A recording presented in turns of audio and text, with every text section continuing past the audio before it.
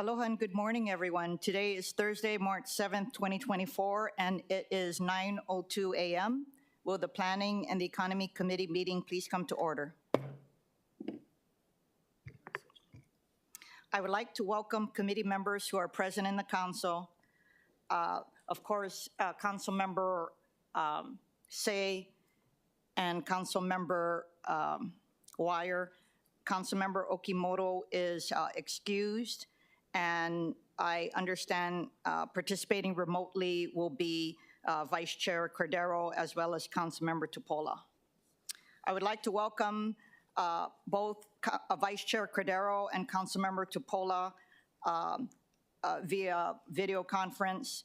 In accordance with Hawaii Revised Statute Section 92.3.7, please identify each person with you at your location.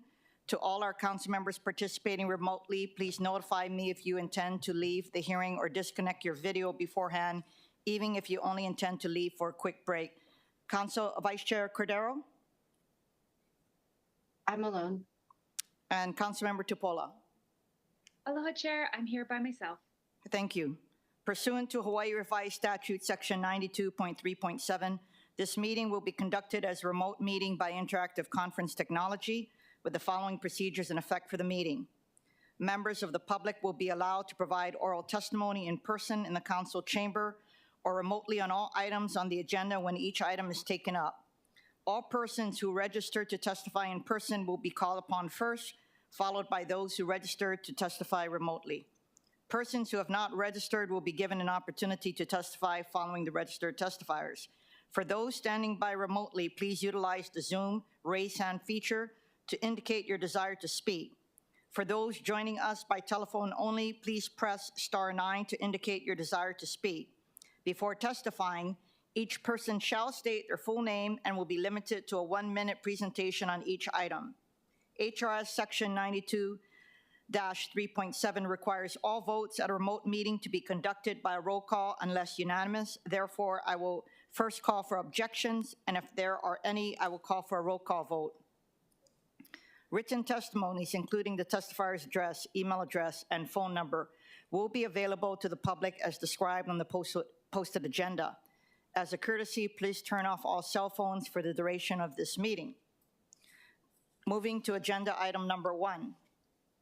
For action, Bill 64, 2023 FD1. This bill addresses the regulation of uses through Chapter 21, Revised Ordinance of Honolulu 2021, the Land Use Ordinance. Please note that the committee amended the bill to a CD1 at its meeting on February 8, 2024. The CD1 and a summary of the amendments were posted on the agenda.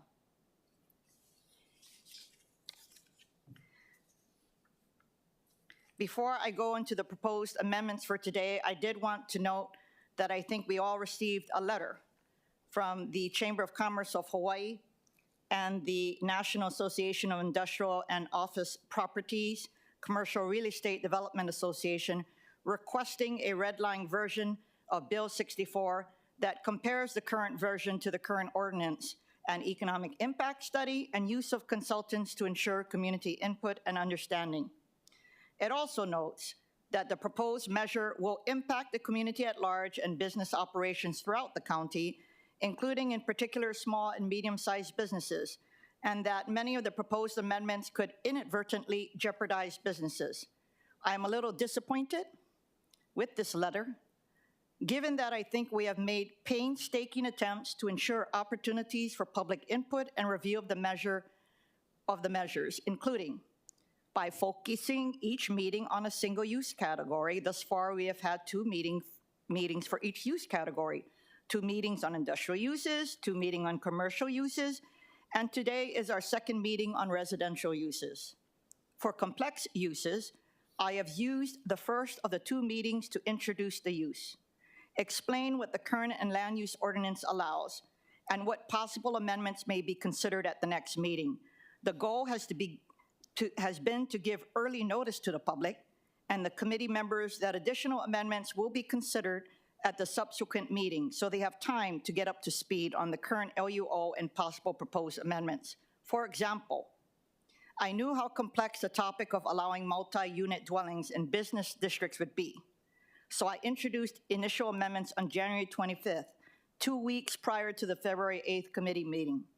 Then, at the February 8th meeting, I explained what the current LUO allows, what the current draft would allow, and made clear that further input was desired, and that we would be considering final amendments at today's March 7th meeting, 6 weeks after my initial amendments. We have been publishing instructions to other council members with specific instructions on which pages of the measure to focus on for the upcoming use. Publishing proposed amendments 1.5 to 2 weeks prior to the committee meeting. Publishing an early agenda 1.5 to 2 weeks prior to the committee meeting.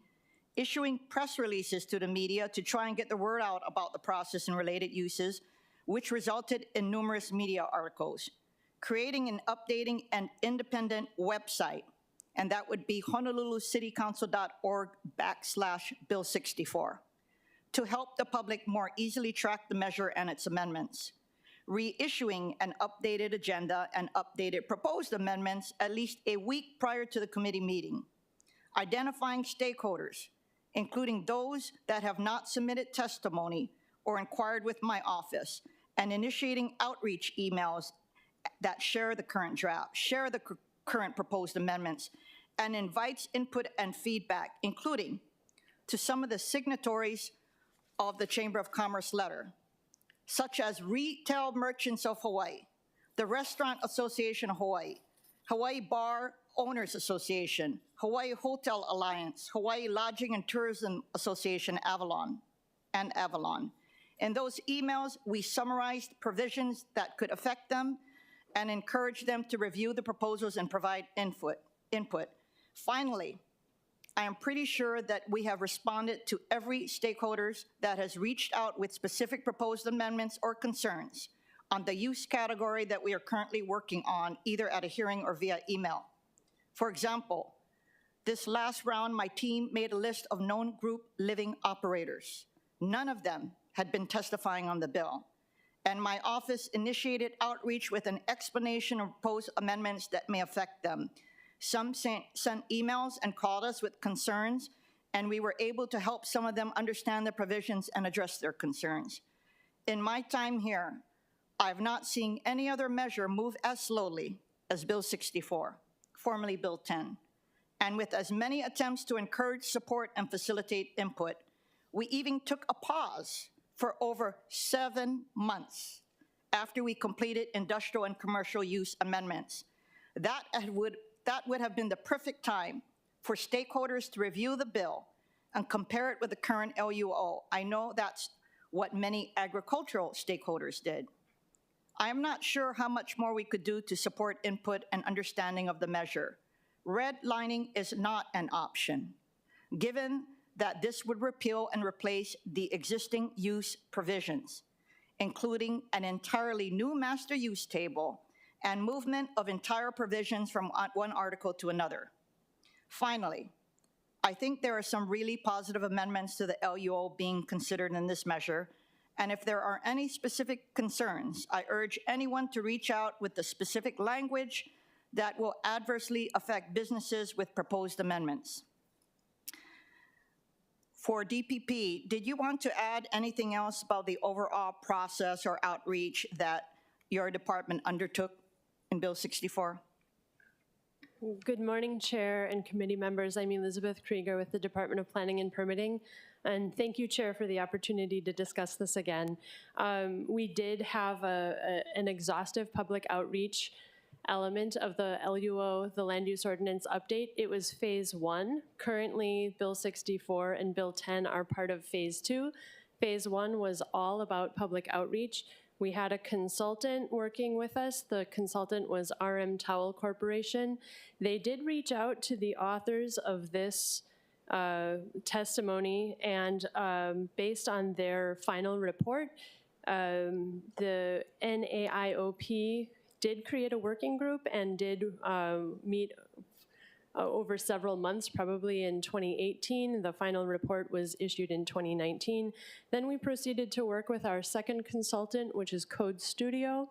They were given the final report from the public outreach. They incorporated that public outreach into their analysis of our existing code and into their recommendations for updates to the code. They also did outreach to several stakeholders, including neighborhood board members. They did a survey with neighborhood board members. And then all of those recommendations were compiled and evaluated by our consultant and us and incorporated into what eventually became Bill 10 or explanations for why we weren't doing that were also summarized. And then finally, the traffic updates that were related to Ordinance 20-41, we also had a consultant for that. That was Smart Growth America. So just to kind of address the idea that professional consultants can help, they have helped. We have been working with professional consultants, and we've been gathering public input for the last 5 years at least. Thank you so much for that clarification and history. Members, I have posted the proposed CD1 to Bill 64, 2023 FD1 that incorporates amendments relating primarily to residential uses that were discussed and adopted at the February 8, 2024 meeting. Please also note that as a reminder, and as was done for all committee meetings on Bill 64, roughly 2 weeks before a Planning and the Economy Committee meeting, I will issue a memo to members about the scope of Bill 64 that will be prioritized at the upcoming meeting and instructions for proposed amendments. As I mentioned and as detailed in the posted agenda, at today's meeting, I will continue to be prioritizing amendments relating to residential uses. We have listed on the agenda Council Communications 34, 2024, and Council Communication 35, 2024. I've also passed out a handout with additional verbal amendments I am proposing. My substantive proposed amendments continue to refine where we should allow multi-unit dwellings in the business districts and the minimum non-residential uses that should apply, and make substantial amendments to the home occupation accessory use. I am also proposing to reinsert the existing 1,000-foot distance requirement between group living uses, but only in the country, residential, and A1 zoning districts. These in more detail when we get to discussion. Members, I would like to take testimony before we introduce the administration. We will now proceed with in-person testimony in the council chamber. Clerks, do we have any in-person testifiers for this item? Chair, yes, we do. When I call your name, please come forward to the testifier podium and begin by stating your name for the record. We have Evan Oy from the National Association of Industrial and Office Properties Hawaii chapter.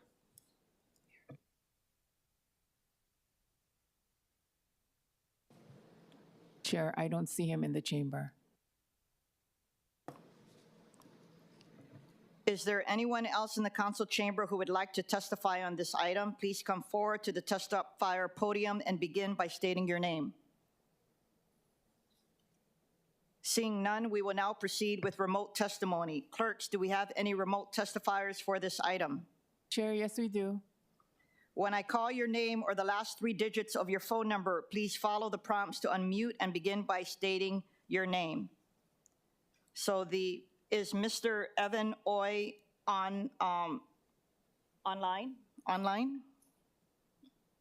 No, Chair. Okay, so the next speaker will be Dean Uchida from the Building Industry Association of Hawaii. Mr. Uchida. Good morning, Madam Chair. Dean Uchida with BIA Hawaii. We submitted written testimony. We stand on a written testimony. I think the one thing we'd like to point out to the council is the requirement for a minimum amount of non-residential use in the B1 and B2 for multifamily. There's a report done by Colliers in the fourth quarter of last year that showed, I think it was a 13.5% vacancy rate for commercial properties on Oahu. So putting that burden on a multifamily project without any demand might increase the costs. And I think the UHERO study that just came out a few days ago indicated that I think 58% of the cost of construction is attributed to, this type of exactions or entitlements. So I think the council should consider, doing a market study on a particular project to determine if there's a need for more commercial, if there's a demand. Just building commercial space doesn't necessarily generate demand. So on a case-by-case basis, it might be better to do some type of a market study for individual projects before you require any commercial space.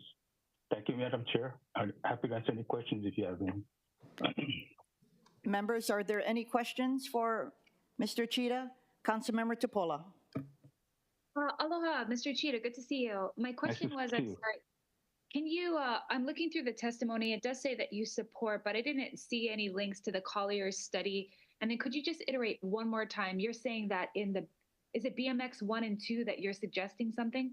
The B1 and B2 allowing for multifamily in B1 and B2. Yeah. That's part of the LUO amendments. And I can send you the copy of the Colliers. I was trying to submit it with the testimony, but it only let me submit one PDF. So I'll send it separately to all of you folks, the Colliers study. Yeah, I would like to read through that. So in the B1, B2, you're suggesting what exactly? Could you just iterate it clearly? Rather than having a minimum square footage for non-residential on a project, have the developer do a market study to determine if there's a demand in that area for more commercial space. Instead of having them build it as a requirement and then nobody uses it, it's vacant, right? That additional cost gonna get passed to all the potential residents of the multifamily project. That's what we're talking about. Yeah, no, I understand. There are quite a few in my district that remain vacant for years, but it is because there's no demand. So right, correct. No one's going to be renting there as far as commercial space or business space. So understood. I look forward to the link to the study. Thank you, Chair. Thank you. Any other questions? If not, we're going to move on to the next testifier. Chair. I'm sorry, Vice Chair Cordero. Thank you.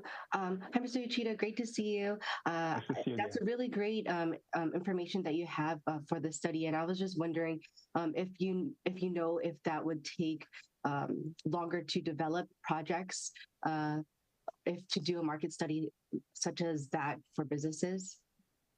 The market study usually doesn't take that long, but you know it would, if you require it, it would affect the financing of a project because the lenders are going to look at the demand, and if there's no demand for commercial, you may have a problem getting a loan to do the construction for the project. So we're not saying not to have it; we're just saying do the market study. It's a good indication of what the market will support with the new project. Thank you. Thank you for your insight. Thank you, Chair. Next testifier, Elizabeth Talbot from the Chamber of Commerce of Hawaii. Chair, testifier is not logged on. The next testifier is Raquel Achu. Good morning. Good morning, Chair. Good morning, committee. Thank you so much. I submitted written testimony and I will just stand by that, but just wanted to comment briefly. The discussion of multi-unit dwellings and understand the amendments that are being proposed and always find it worthy of commenting when it hits to the possibility of flowing into residential, regular residential in urban areas, making sure that we are aware of how it could impact that. Also with number 8 on page 3, since it was mentioned, I'll briefly comment on the Ag 2 situation and just state now, and I'm sure you'll hear it from me again later, that the 51% hopefully will be considered to be increased. Thank you. Thank you. Members, any questions? Councilmember Tupola. Thank you so much, Chair. Thank you, Ms. Achu, for being here. I just want to say thank you for just keeping up with all of this. I appreciate your comments greatly. Thank you. Thank you. And because I worked with you and others on the Ag amendments, 2 thoughts, because I read your testimony and you were concerned about multiple dwellings, especially if you're dealing with Ag, is that in that section of Ag, it does talk about farm cluster housing, which I think is different than multi-unit residential. And I'll bring that up in my amendments. And then secondly, I hear you on the other part. So I'm hoping that as we proceed forward, that we can stay on the same page with the Ag amendments, because we definitely want to help our farmers. So thank you, Ms. Achu. Yeah. Thank you. Thank you so much. Members, any other questions? Clerks, is there anyone else standing by remotely to testify? Chair, there are none. Members, we are in discussion. We have with us Liz Krager, Chief Planner for the Department of Planning and Permitting. Good morning again, Chair and committee members. I'm here to answer questions that you may have. Thank you. With respect, members, if there's no discussion, I just wanted to make a couple of comments relating to my proposed amendments. Is that okay? Oh, Councilmember Say. You know, I'm lost right now this morning. I'm lost as far as the presentations. Can you go over the draft of the CD1? Page by page, section by section. As for A, the proposed CD1 makes the following statements. In section 3 of the bill, amends table 21-5.1 as follows. Amends the multi-unit dwelling entry to remove the asterisk. Can you explain all of these amendments on behalf of the members who are here? Chair Say, I actually have a background on all of my amendments. Would you prefer that I do that now and then ask questions of her after I explain my amendments? What would you prefer? Okay, that's fine with me. Yeah, just, Yes, thank you, Councilmember Chair. Wang. Yeah, I just wanted to clarify. So you're going to give an overview of the amendments Yes, we're focusing that's on correct. today. Perfect.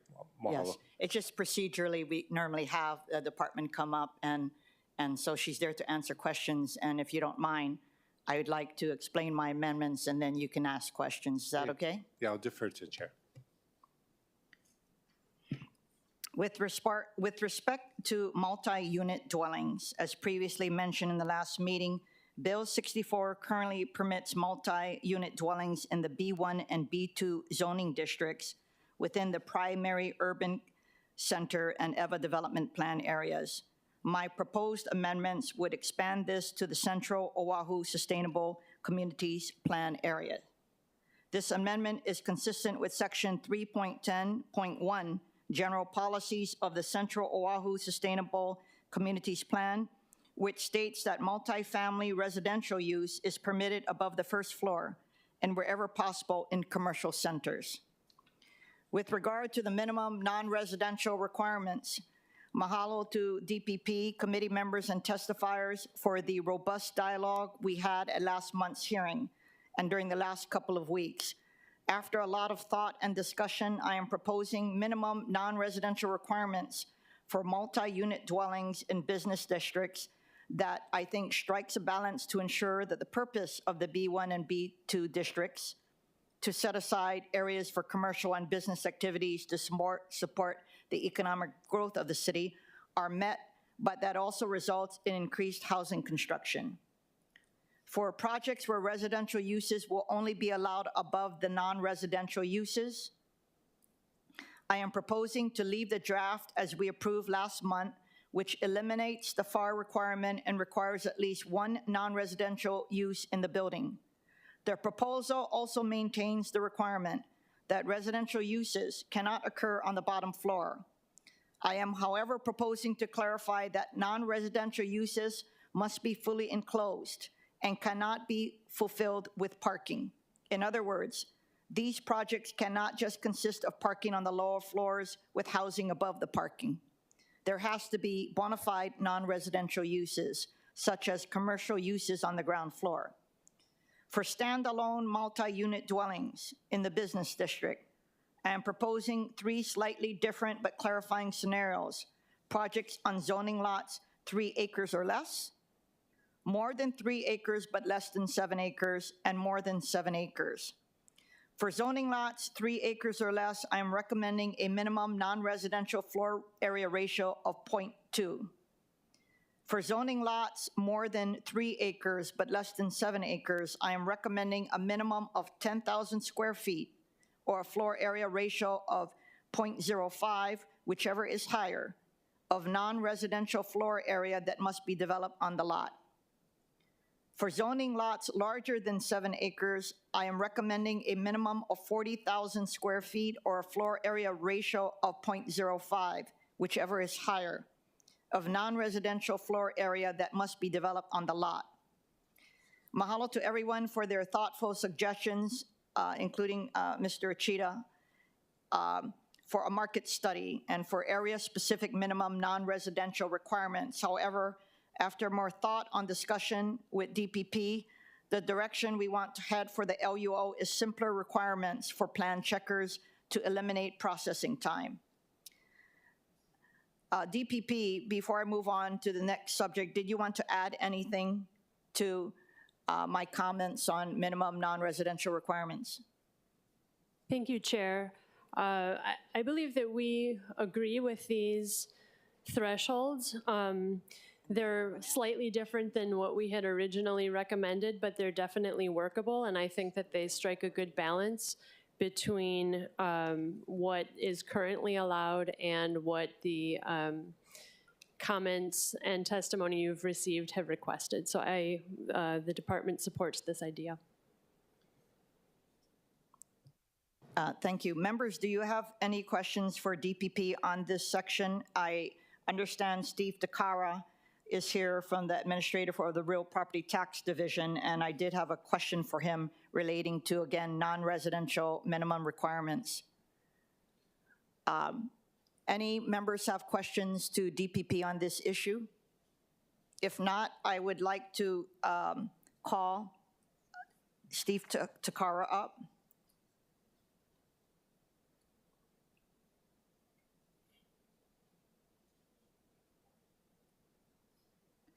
Hi, good morning, committee chair and other committee members. Stephen Takara, Real Property Assessment Division Administrator.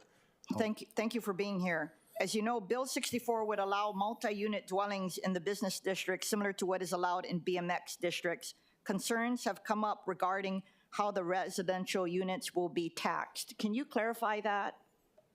Yes, so like other BMX or other business type commercial zoning, if there is residential along with the commercial without any CPR, there would be classes commercial in the commercial class. Without? I'm sorry? I'm sorry, with. You said with or without the CPR? Without the CPR. So if a project is one parcel with multi-uses, commercial including residential, then it'll be defaulted as commercial.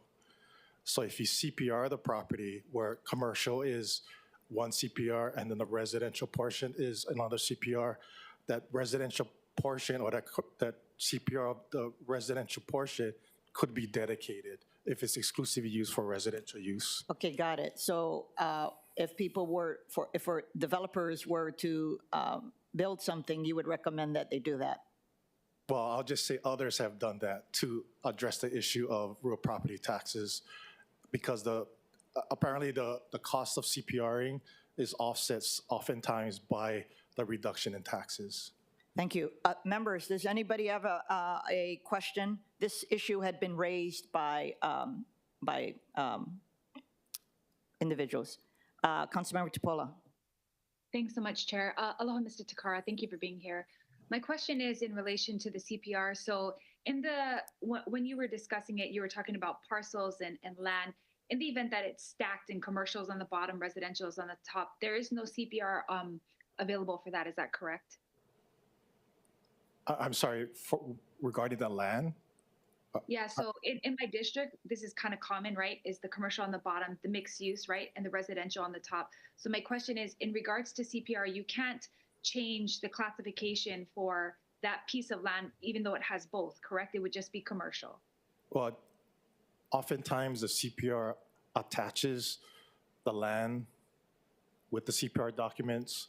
So in other words, it could be unusual where all the land is attributed to the commercial portion. Oh. Yeah, so it depends. A portion of the land could be attributed to a commercial tax classification and a portion could be attributed to residential. Typically that's how it's done. But again, the complexities of a CPR is high.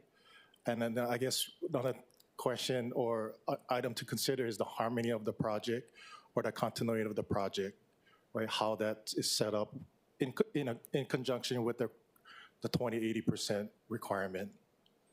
Okay, yeah, we have it quite a lot in Couple A in the areas of my district with commercial on the bottom, residential on the top. So thank you for the answer to my question. Thank you, Chair. Members, any other questions? Councilmember Say. Well, I think, Mr. Takara, these particular provisions are all tied to the PUC and the Eva Plains. These provisions are tied to the PUC, Primary Urban Center, and the Eva Plains that the chair has talked about. The impact would be much more greater, and the question would be, how do you explain that to the general public who have these single-family homes that want to, build it up and then base it upon not residential but commercial as far as real property tax? Yeah, if I understand the question and comment correct. Well, it's happening in Makiki and Moili Makali. All I'm saying is that the general public, who are the developers, will not understand what we're going through. That this particular property now is not, even though it's zoned residential, it'll be taxed at a higher rate. The commercial side. I think the other way around, if it's. Yeah. So if I understand, is it the underlying zoning is commercial? No, the underlying zoning is, we're talking about residential right now, right? We're talking about residential. That's what today's discussion is about. Residential uses, but we're talking about the B1, B2 districts. Okay, in the residential zoning? No, in the B1 and B2 districts to allow for residential. Okay, I stand Yes. corrected. Okay, I'm so sorry. So perhaps I can comment on the idea if there's a commercial property with the idea of to making a mixed use, having commercial as well as residential, that same concept would apply, right? So as a developer or a property owner would examine the pros and cons of the direction of the project in relation to real property taxes, should it play that significant a role, then one option could be CPR in the property. Okay, Councilmember Wire? Thank you, Chair, and mahalo, Mr. Takar. I just wanted to kind of walk through to make sure I understood this and also the amendment. So we're just looking at adding potential or allowing residential uses on B1 and B2 zoning lots, which are typically community business districts. So, maybe more small parcels, oftentimes, not always maybe, but allowing multifamily units under the criteria listed in Chair's amendment only in particular areas. So in the primary urban center, the EVA development plan, and then possibly Central Oahu Sustainable Communities Plan. So not on North Shore or other areas. And then what I think I'm hearing you say is that under that circumstance, say someone owns a B1 lot, they could CPR it, and then have a commercial unit, say on the ground floor, and make condo units up top. And then by CPRing it, you would assess a commercial rate on the commercial unit and then residential on the units that were dedicated as residential and used for, say, mixed use housing on top of a business. Correct. Okay. Correct. As long as the CPR is solely differentiates the use, so the CPR unit would be complicated if there's commercial as well as residential use, then that particular unit would be defaulted as commercial in the commercial class. Okay. So if you separate the two uses, then it'll be cleaner with regards to real property taxes. The option to dedicate in the residential use could be an option. Okay. Yeah. Make sure Typically it is. So we have that existing on many levels, along Kalihi, Young Street, towards Waikiki. So it's existing already, in maybe not the B1, B2, right? Because of upzoning, it was residential before. Then it got upzoned to some kind of commercial, BMX, AMX. And then so there's a hodgepodge or mixture of such uses.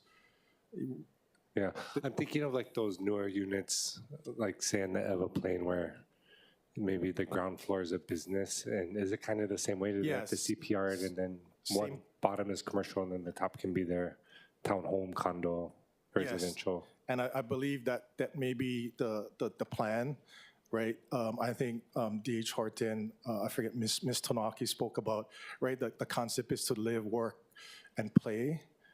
in that area. So I think that's the dynamic occurring here. So, Okay. so I think we worked with their office and how to navigate real property taxes Okay. in their projects. And I know it's kind of outside the scope of what you're tasked with doing, but you mentioned the cost being the barrier. Like, do you have an idea of like what that runs, like the cost for CPR? And of Yeah, course, sorry, I don't. I mean, I believe it adds costs, but I understand, I also understand that the added cost is offset because of the reduction in real property taxes should they comply with our tax relief programs. And in the long run, not immediately, but over time. okay, mahalo, appreciate that. Thank you, Chair. Thank you. Members, any other questions? Councilmember Say. Maybe for Ms. Kruger. Liz, then why does the state legislature have a bill to make it a permitted use as far as mixed use for what, commercial and residential, when we're doing it already? Yeah, that's a very good question. There are a couple of bills this session where they're attempting to make the counties allow residential development in any commercial and industrial uses. And, we have testified, they've also proposed legislation saying wherever residential is currently allowed, it can never not be allowed. And we've provided testimony saying that our zoning districts are there for a reason, and also that there are places where as more information becomes available, we know that certain areas are not appropriate for residential development because of potential hazards and that kind of thing. So we have been testifying to repeatedly remind the legislature that we very, very much support residential development. We are working on many levels to create pathways, especially to create affordable housing. We've been working with the state agencies and the city council exhaustively to attempt to get as much housing as possible. And then this idea of allowing B1 and B2 residential development is very much part of that. So hopefully they'll be listening. For me, Liz, the downside in 5 years, if this type of measure passes, you're gonna price the local people out of the market. Understand that. I personally feel you are gonna outprice it because it becomes a much more attractive property. And I just bring this up for Mr. Takara, folks, but I'll continue on just listening. Thank you. Ma'am, any other questions on this portion? Thank you. Members, I did want to note that although I'm sorry, Councilmember Tupola, did you have a question? Sorry, just one follow-up, Chair, for DPP. Yes. Okay, thank you. Could you just give us the bill number? I hear what Councilmember Say is saying, and I'm tracking various bills. What is the bill number that you guys have been testifying on? I'm sorry, Council Member, I don't have the bill numbers with me right now, but I'd be happy to email you as soon as we get back, and I can send you copies of DPP's testimony for those bills. That'd be great. I'm glad you guys are getting active in that process. Thank you, Chair. Thank you. Members, I did want to note that although I considered it, I did not submit an amendment to permit multi-unit dwellings in the IMX 1 zoning district. I think there was some compelling testimony to permit multi-unit dwellings in IMX 1 zoning districts. However, after looking at the proposed amendments and the maps of where the IMX 1 zoning districts are located, I thought that it would have impacts far away from the neighborhood transit-oriented development plan areas where it may be the most appropriate. Additionally, I noted that the industrial use mixed use district, of course, allows significant industrial uses such as light manufacturing, food manufacturing, publishing facilities, general repair and vehicle services, warehouses, base yards, etc., which may not be the most compatible with substantial residential uses. And I recall that during our hearings on industrial uses, that testimony was provided by industrial operators with concerns about insufficient industrially used zoned lands. Finally, I understand that as TOD plan areas are incorporated into the TOD special district, in the land use ordinance, corresponding zone changes will also be proposed. So landowners and the community will have an opportunity to advocate for zone changes before the DPP, the Planning Commission, and the City Council. And those decisions will be supported by the significant planning and outreach the city has already invested in the TOD plans. In other words, I think there will be opportunities for more robust discussions when the TOD special district regulations and corresponding zone changes are proposed for those neighborhood TOD plan areas and discussed at a future time before the Planning Commission and Council respectively. For DPP, can you can you answer what TOD plan areas still need to be incorporated into the LUO and what plan area is up next? Sure. But rather than going with the ones that have not yet been incorporated, I'll tell you which ones have been.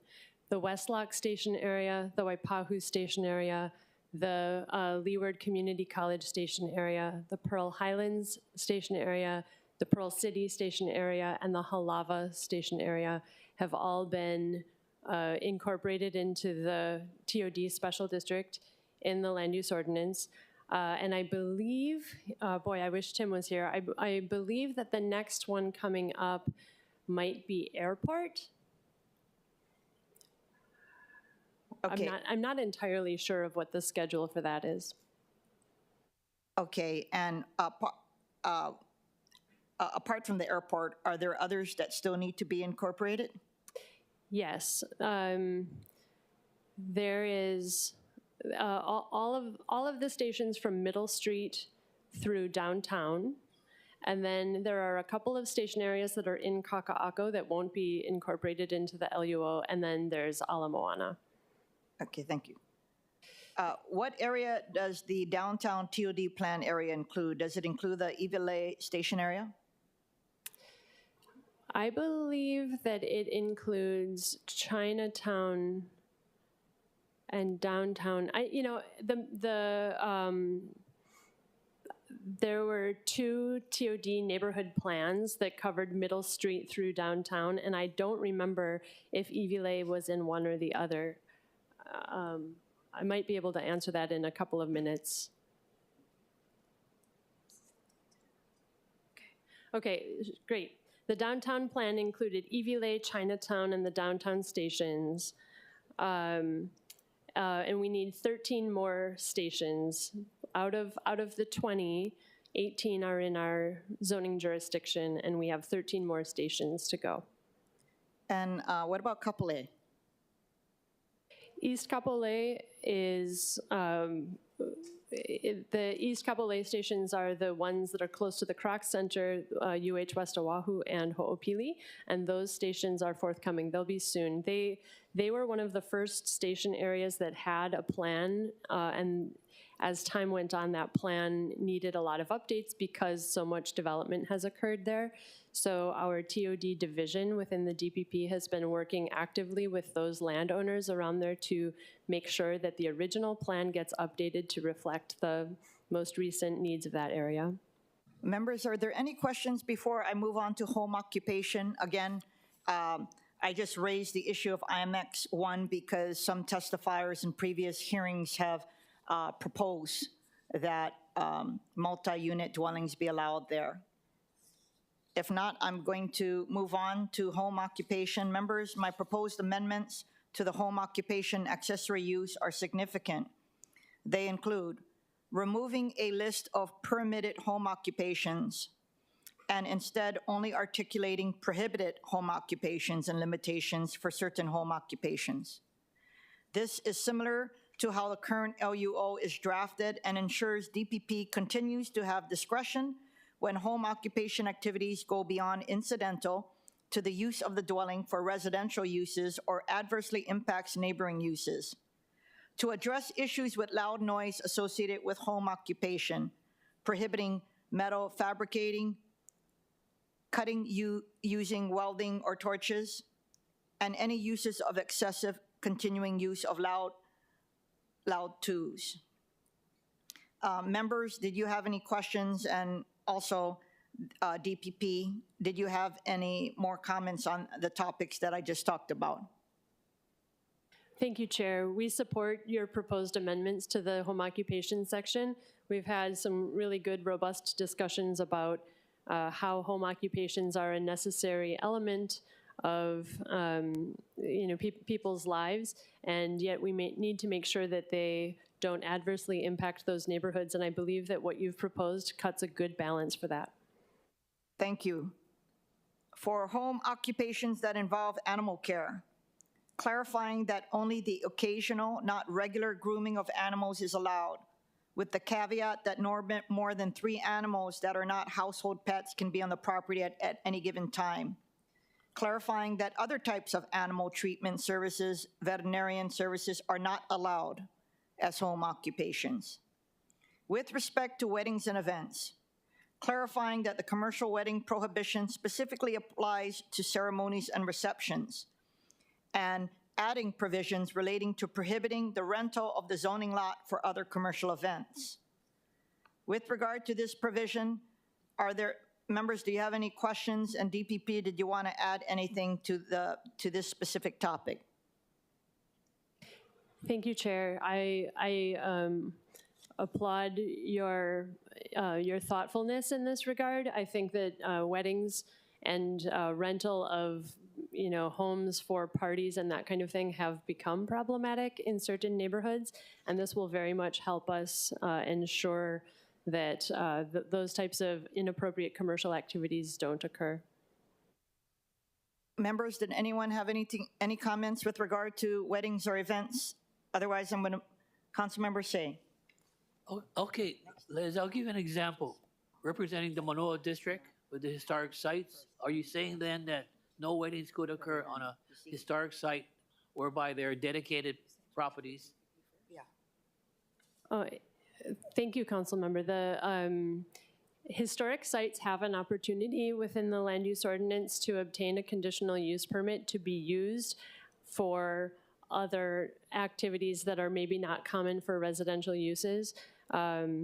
And that would be an option that somebody could propose as a part of a use of a commercial site, although that would be evaluated through a conditional use permit. Oh, I'm sorry, did I say commercial? I meant through a historic site. That would be evaluated, and the potential impacts would be mitigated through the conditional use permit.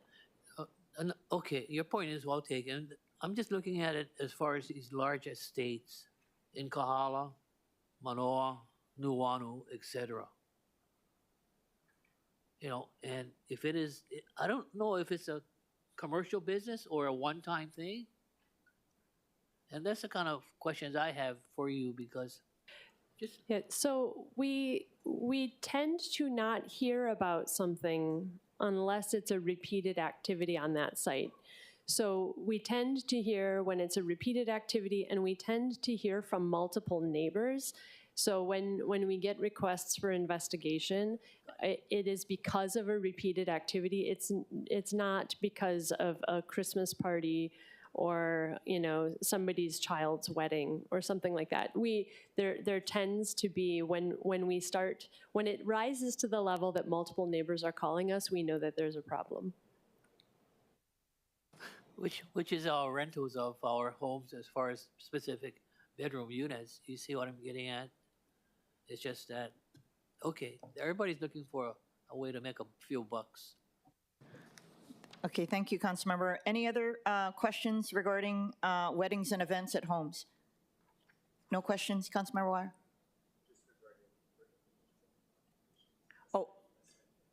Oh, no, I'm going to go item by item. I just wanted to, okay, so with that, I'm going to move to vehicle repairs.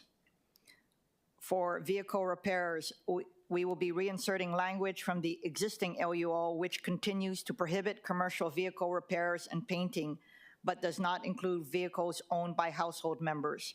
I do have a verbal amendment to maintain the word "and," to clarify that the limitation applies to both repairing and painting. DPP, do you have any comments about vehicle repairs? Thank you, Chair. I think that your proposal here will be very beneficial. It is the case that vehicle repairs have been an issue for decades, and so this provision has been in the zoning code for a long time, and its continued location in this home occupation provision will help us ensure that these, sort of industrial kind of toxic, potentially toxic uses aren't occurring in neighborhoods. Members, any questions on vehicle repairs? Councilmember Wire. Thank you, Chair. I just wanted to maybe get DPP's insight on the limitation of up to 5 vehicles owned by a household member. So do you have any reasoning or analysis that, and I know chairs participated in this, but just wanted to get your thoughts, because I'm trying to understand the specific ownership issue, and it's kind of outside of commercial if that's the case, right? Or Yes, so this is kind of an old clause that's been in the code for a while, and when the city council was evaluating this, like in the 1980s, this question came up where people were testifying saying, I paint my own vehicles, I should be allowed to paint my own vehicles. And so I think that the council at the time decided to put a threshold there to kind of assure homeowners that there was a line, that they could do those activities that might look like they're servicing other people's vehicles. If they, if the inspector goes out and says, hey, you can't be painting cars here, and they say, hey, this is my car, here's my registration, that the inspector would be like, oh, okay, that's totally fine. So that you're right, though, that it's not a commercial activity, it's a personal activity at that point. But I think that the council at the time found it important to sort of make that clarity show up in Article 5. okay, and so just to make sure, under your reading of this, then someone would be prohibited from doing any commercial work in this fashion unless it's cars that folks at the house own. That's right.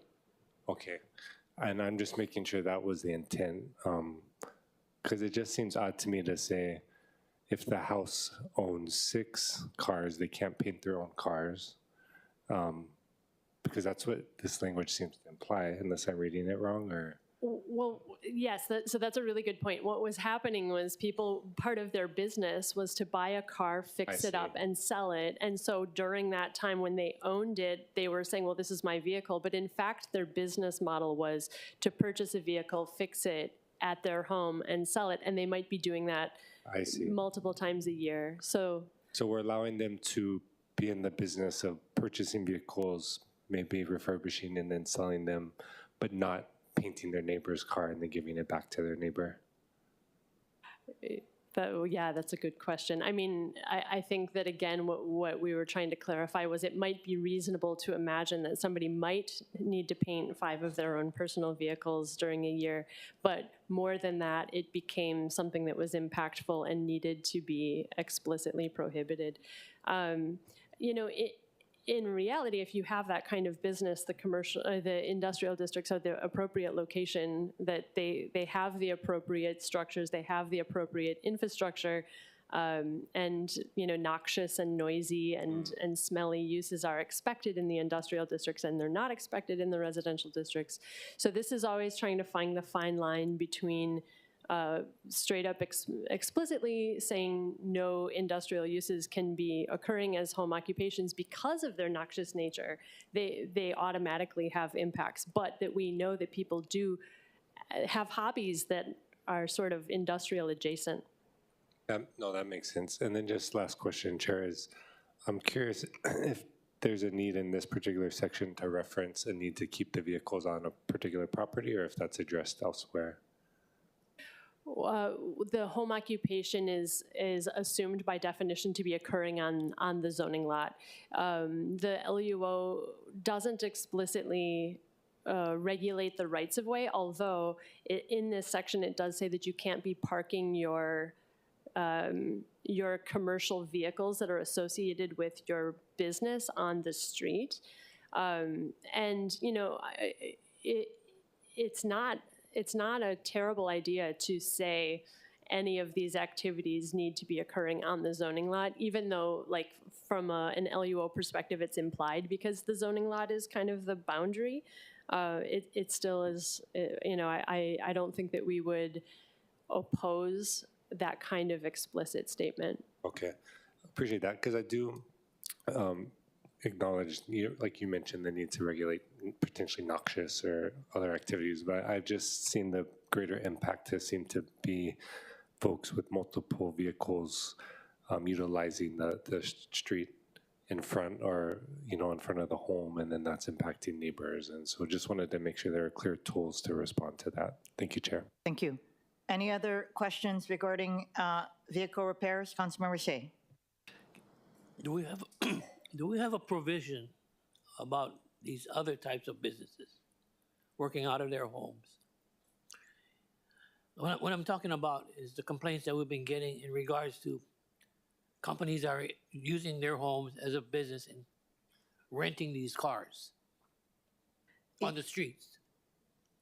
Yes, and that's mostly relating to parking. So what I was hoping to do, if you don't mind, after we go through all of the various types of home occupations, then you can ask any question you want. Is that okay? Because I just have a couple of more to get through. Yeah. But before we move from vehicle repairs, I wanted to make sure Vice Chair Cordero and Councilmember Tupola didn't have any questions on vehicle repairs. Are you guys okay? Thank you very much for replacing back vehicle repairs into the LUL. Thank you. Thank you. Councilmember Tupola, do you have any questions? No questions. Thank you, Chair. Thank you.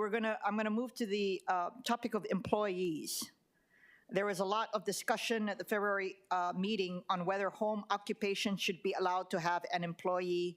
My proposed amendments would allow one employee on property at a time, and that is not a household member. This is consistent with some testimonies and recommendations made by Councilmember Dos Santos Tam. My proposed verbal amendment recommends requiring that off-street parking be provided when that employee is on site. For home-based childcare, in addition to allowing one employee on property at a time, I also recommend maintaining the existing exemption that allows a temporary employee when a provider is sick.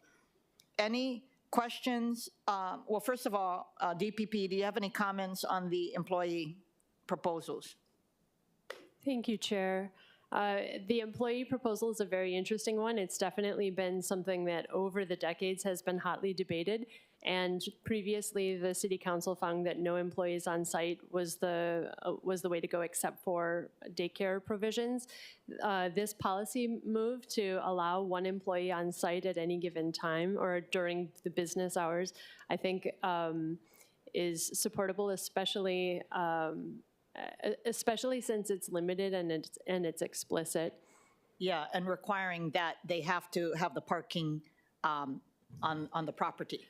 That's right. Yeah, I believe that would mitigate potential impacts to the neighborhood of having employees park, even if they're in the neighborhood for 8 hours a day, every single day, they would have a parking space so that the impact to the neighborhood would not be felt.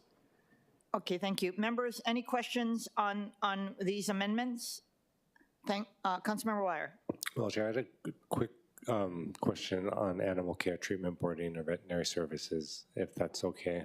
Relating to employees? No. I just saw employees at the bottom of the list, so I didn't know if we passed it all already or we're just... No, you have time. Okay. Okay, if you don't mind, I just wanted your comments on this specific amendment. I'm going to talk about parking and storage, and after that, you guys can bring up anything relating to home occupation. Is that okay? Okay, perfect. Thank you, Chair. Okay, so if there's no other questions on this provision, I'm going to move to parking.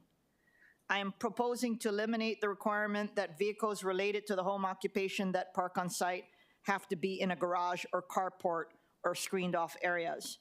And my verbal amendment would require one off-street parking for every 4 instead of 5 on-site clients.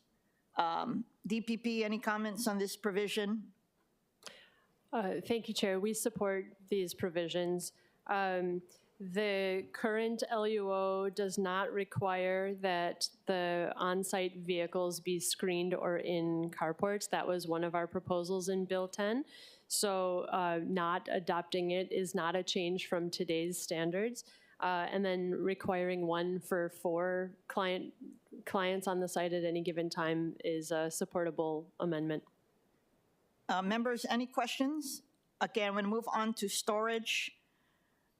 Adding back in limitations on internal storage. The current LUO limits indoor storage to 250 cubic feet or 20% of total floor area, whichever is lower.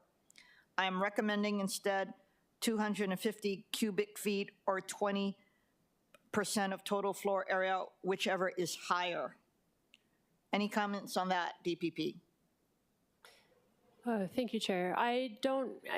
That change, I think, will not have a negative impact.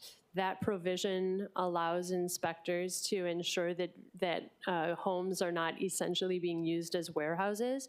And I think that 20% of floor area can still be considered incidental and subordinate to the principal use as a residence. Members, any questions on this? And this was the totality of the proposed changes, or any questions for DPP on home occupations in general? I have a quick question. Yes, Councilmember Tupola. Thank you so much for DPP. So it's a side question to storage for residential, because we had an issue with residents in Makaha.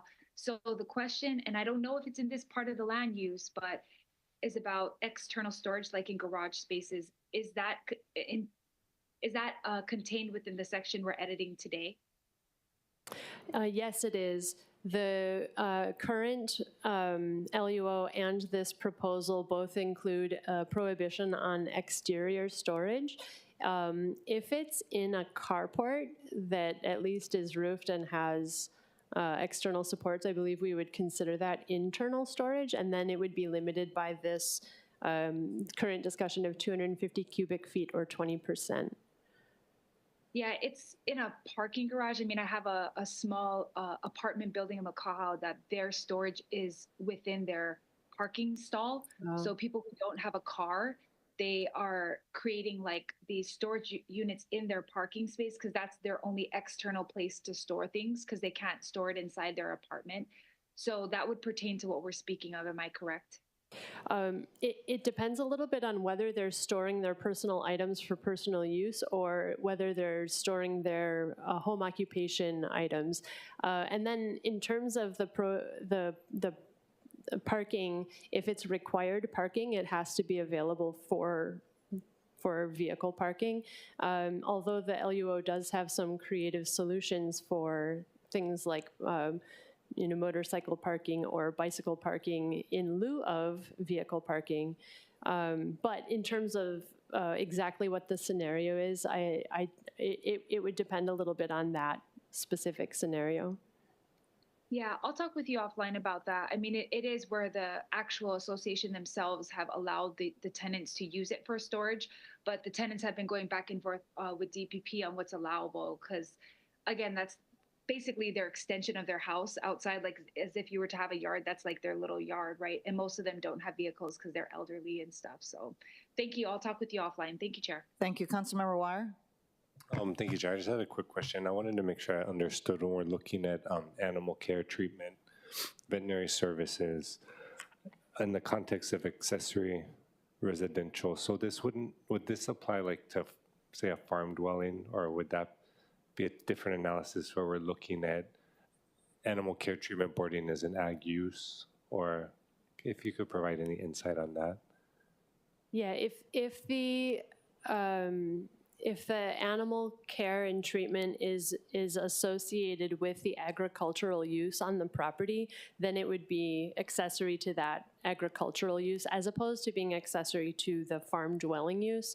Although if somebody has horses on their property and that's part of their ag use, but their personal home occupation business is pet grooming and it's unrelated to their agricultural use, then these provisions would kick in. So it always kind of depends on how somebody's modeling their use, and whether it's integrated with their principal permitted use of an agricultural use, or if it's a business that they run out of their home.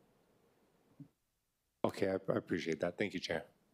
Councilmember Say, did you have any questions relating to the car sharing? It was not only just the car sharing that affected, let's say, as an example, Manoa Valley, but the lower part of St. Louis Heights, there were 3 or 4 trucks that are parking on the street.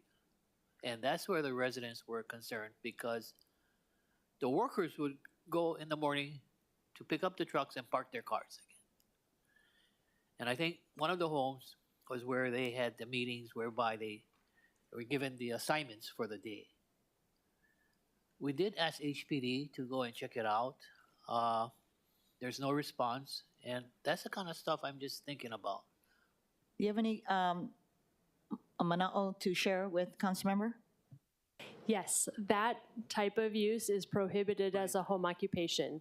The idea of a home occupation being the, I forget exactly what the word in the code is, but being the headquarters. Yes. Where people come, get their assignments, drop off their vehicle, take another vehicle, that's prohibited. And then gathering of employees, again, is not, it exceeds the scale of what can be considered a home occupation. So you could have, part of your home occupation, you could have off-site employees who are doing their business, and you could call them and tell them what to do, and they could be functioning out of their home and you're functioning out of your home, but you can't have all of your employees coming to your site and having impacts on your neighborhood and then sending people out. So that's what occurred. So we just contacted HPD, but is it HPD or DPP? Well, inspectors would go out if a request for investigation was provided. It can be tricky. It can be tricky to see somebody's activities in that way, especially if their employees show up at 5 in the morning. But that's definitely something that our inspectors have gone out for before and have cited people for. Okay. Thank you very much, Madam. Thank you. I have a question on a real-life situation that we're dealing with in Kaneohe on Haiku Road. There is a gentleman who lives in one of the townhouses, and he's renting several vans as Airbnbs on Haiku Road. He's actually painted over some of the, the red markings that we have. He's been painting it black for the location, and he's actually giving his headquarters as one of the neighbors' addresses, because people have gone there to get the vans. And so you see people on the street with suitcases. And HPD has gone to enforce, but they're limited to traffic violations. With regard to the home occupation, is what he's doing prohibited? Can we go and enforce via a prohibition on his home occupation? That's a really good question. My answer is going to be very caveated that I don't know specific details that we would need if we were going to respond either with enforcement action or in writing. But it sounds to me like the use is occurring within the right-of-way. And again, those uses that are allowed in the right-of-way don't, a commercial activity in the right-of-way would be, I think, regulated by our Department of Transportation Services. So that's one interesting element. And then the question about a home occupation, it's not a home occupation if it's not occurring in a home, if it's occurring in the right-of-way. But if he is operating a home occupation somewhere and he's parking on the street, then our home occupation provisions prohibit him from parking his commercial vehicles on the street. Thank you for that. We haven't used the Department of Transportation Services angle yet. Okay, members, if no other questions on home occupations, we are going to move to group living. So with respect to the 1,000-foot distance between group living facilities that we discussed at the last meeting, the DPP has proposed that the existing 1,000-foot distant requirement be reinserted for the country, residential, and A1 zoning districts for large group and small group living uses that are not state regulated. I support this reinsertion for these lower density and lower activity zoning districts. The existing prohibition includes an exception for multi-unit dwellings that provide housing for students or staff of an educational institution with a total enrollment of 10,000 or more students that are located in the A1 zoning district within 0.5-mile radius of the educational institution, which I am also suggesting be reinserted. I have also recommended a couple of cleanup amendments overall to our proposal today from the previous use categories, non-substantive definition amendments, and clarifying definition amendments, and moving all off-street parking requirements to Article 6 for consistencies. I originally proposed changes to surface parking locations and configurations, but after more thought concluded that it may be beyond the scope of the current bill's title and purpose. I do think that this proposal has resulted in good dialogue with DPP and some large landowners looking at developing more housing, so mahalo to DPP for that. I'm also proposing that we incorporate the following additional verbal amendments in item number 17, deleting rather than amending the definition of car sharing, and further amending the ROH section 21-6.3H4 in item number 15, relating to car sharing by clarifying that the car sharing spaces referred to in that subdivision are spaces that are used by car sharing organizations, as that term is defined in HRS section 251-1. In item number 13, further amending ROH section 25-5.79B3 relating to mobile commercial establishment standards to not allow one portable sign per mobile commercial establishment during hours of operation when weather conditions render it unsafe.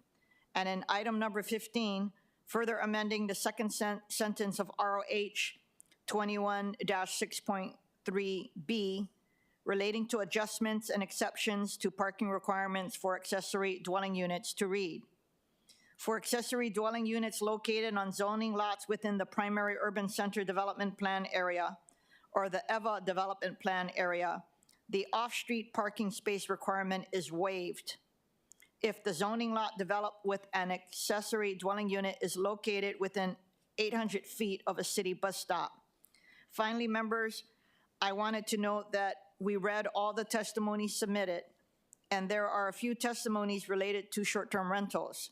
To clarify, there are no proposed amendment to short-term rentals being proposed today, and very minimal changes were proposed previously. It appears that testifiers are concerned about the current regulations in the LUO. Also, just wanted to note, as this has come up a couple times during our review of the residential uses, joint development agreements fall under miscellaneous uses, which is the last use I intend to cover. Just a heads up for those listening, we intend to consider amendments for the public, civic, and institutional uses next month, which includes communications, meeting facilities, utilities, and education, etc. Members, do you have any other questions before we vote on the amendments today? I have a question. If there are no questions, the chair recommends that Question. Councilmember Tupola. Thank you so much. I had a quick question about the residential care facilities, the one that you briefly read there. Is it okay if I ask DPP this question? Absolutely. Thank you. So my question in regards to the residential care facilities, and I thank the chair for inserting the the 1,000-foot separation, is that in Waianae, we've been seeing this come up everywhere.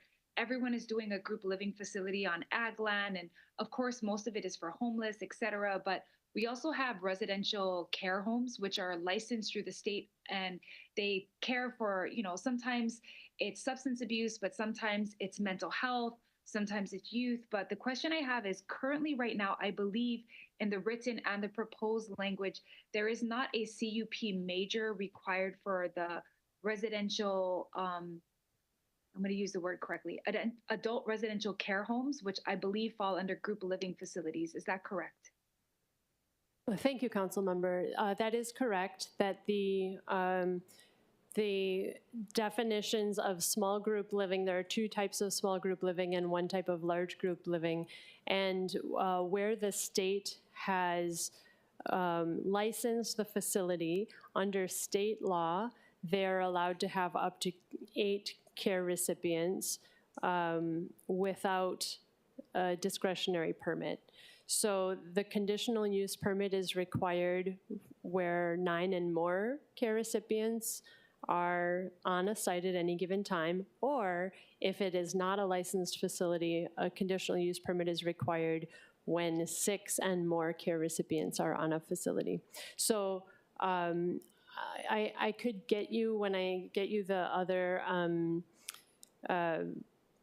legislation that we were discussing earlier, I could also provide the state reference for exactly how, I believe it's in Hawaii Revised Statutes, Chapter 46, where it lays that initial foundation for these adult residential care homes and other types of state licensed care homes. Yeah, I believe it's in actually HR Hawaii Revised Statutes Chapter 11, but either way, my question is DPP stance, because the whole 1 to 5 and then it only triggers, I believe, on more than 8, correct? Is that there are currently no conditional use permits in Waianae for any of this because everyone is staying below the number 9. So we have it throughout all of our residential areas. And some of these patients that are in these group homes are like highly mentally ill, and they kind of run out of their homes. They attack other people's houses, but some of us never even knew that it was a group living facility because no one had to take out any conditional use permit for it. So there was no hearing. So you could be just at your house, and then all of a sudden someone, and I actually witnessed it, someone run out of the house screaming, and I was like, holy, what's going on? They're like, oh, it's a group living facility. And I was like, right there in between the houses, but no one knew because you can actually set it up anywhere. Is the DPP stance that there be no conditional use permit major or some type of hearing to allow for the community to know that this is being put into the community without a hearing? I mean, what is your stance on that? Well, I believe that in our evaluation, both in our preparation of the bill and also in Chair Kia Aina's evaluation, we found that state law prohibits us from requiring a conditional use permit if there are fewer than 8. If there are 8 or fewer care recipients. The Office of the State Department of Health Office of Healthcare Assurances, I believe, is the name of the branch or division that does site visits for those. They issue the licenses. Before a license is issued, the DPP inspectors go out to make sure that the structure is safe. And we also issue a zoning clearance to say whether that structure or that zoning use can be utilized. So those are the 2 touches that the Department of Planning and Permitting has on it before it gets state licensed. But I don't know if the state provides information on where all of their licenses are, or if they provide things like the name of the resident manager for those facilities, but I believe that they would be a really good resource for that. So for any 9 and over, since you're saying we can't affect change from 1 to 8, for 9 and over, is a conditional use permit required? Yes, a conditional use permit major is required, and before they even apply to us, they need to go to the neighborhood board to present. Before they go to the neighborhood board, they need to notify the neighbors in the direct surrounding area that they'll be at the neighborhood board. And then once we accept the application, we hold a public hearing for the conditional use permit major.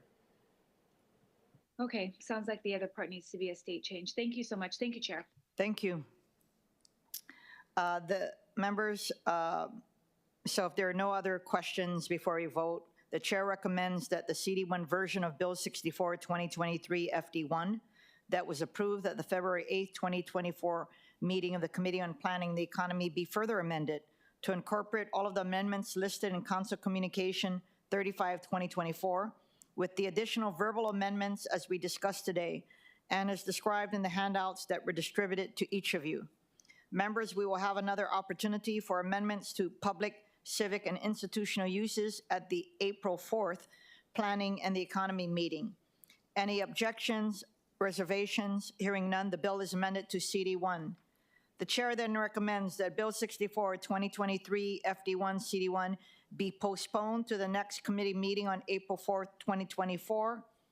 Any objections, reservations? Hearing none, so ordered. Welcome, Council Chair Waters.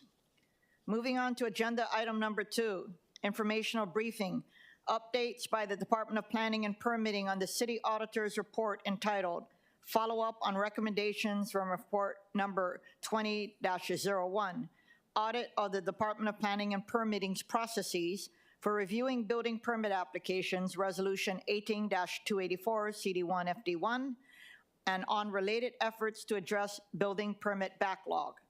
Members, a copy of the City Auditor's report has been placed in your binders, and it is also available online as Council Communication 27. For the administration, we have Don Takeuchi Opuna, Director for the Department of Planning and Permitting. And I am aware that the auditor is also here, so she'll be available for questions.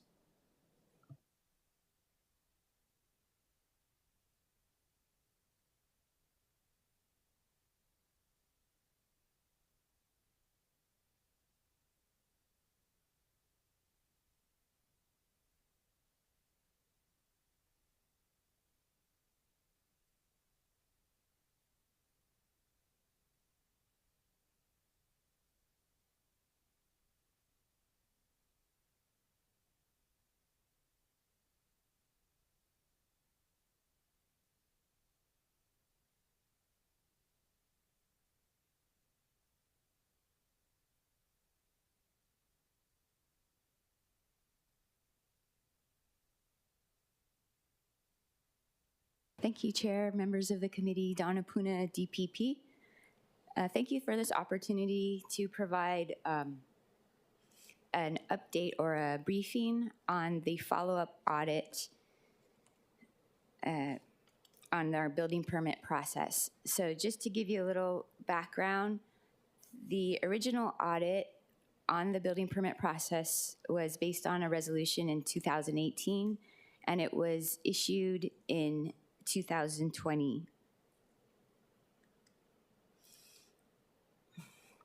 And the original audit purpose in 2020 was to review DPP's building permit processes and make recommendations for improving the experience of building permit applications, including reducing processing time and providing applicants with a timely update on the status of their permit applications.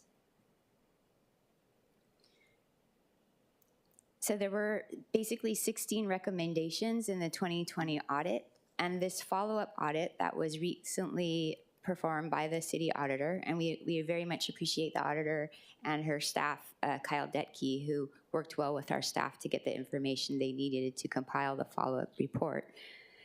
This is the summary of the follow-up results on whether we have either completed, resolved, or in process, not started, or dropped the 16 recommendations in the original audit. And so as you can see, the summary shows that we completed 4, we resolved 2, 5 are in process, 1 was not started, and 4 were dropped. You know, the resolved and the dropped, just to give you a little bit more background, as it states, although the agency did not implement the audit recommendation, it implemented an alternative solution that sufficiently addressed the applicable audit finding or risk. And then for dropped, the agency has no plan to implement the recommendation. The risk associated with the recommendation no longer exists or is no longer applicable. So just looking at the summary, from what I understand, it doesn't mean we fixed everything, but I think it means that we're well on our way. And I think part of it is, so when things are resolved or dropped, when we look at what we're doing to fix the building permit process, we may have not necessarily adopted the recommendation, but we found other ways to address it that we think are more important. And I think part of this is I'm about. sorry, before you continue, Council Chair Waters, I need to delegate voting authority. Okay, thank you, for quorum purposes. Okay. Please continue. Sure. So with the many things that we're doing at DPP to fix the permitting process, I think we are looking at solving the core issues in the department through, again, people, processes, and technology. So by doing that, we're actually trying to fix the system and maybe not specifically addressing the recommendations, whether it's the administrative rules, et cetera. So for instance, the first 3 recommendations, they talk about the department's ability to comply with some of the rules that were adopted back in 2004. And what some of these rules do is they set up specific review times or ways to do the reviews so that they're done timely. But again, I think rather than looking at what the exact the goal is, obviously we all want to process and review the plans faster.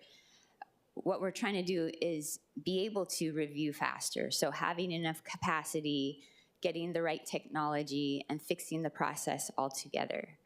So again, recommendation 1,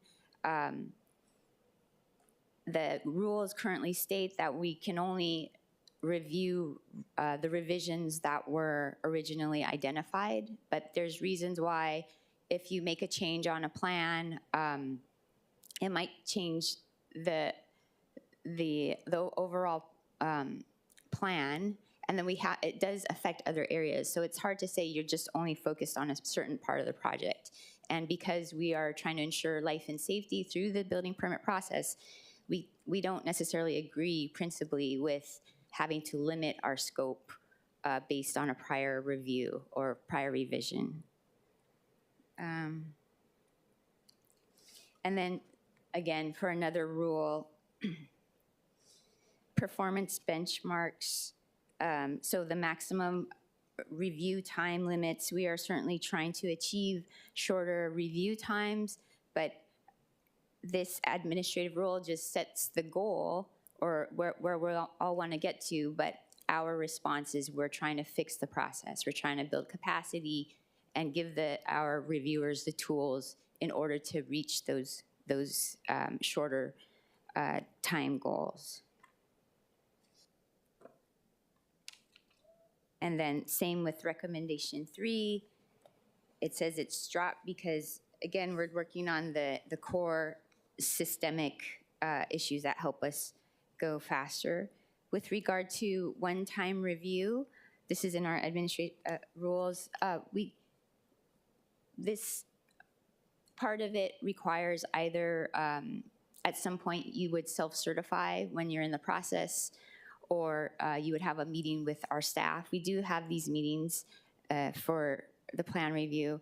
And then self-certification, you're well aware of the bill that went forward so that we could further implement this rule. So moving on to recommendation 4, this was one of the recommendations that we were able to provide for expiring permit applications within 365 days. In the last 2 years, we've implemented an automatic notification system so that people are aware of the deadline. And then we are begun implementation of the new permitting software, which will have this automatic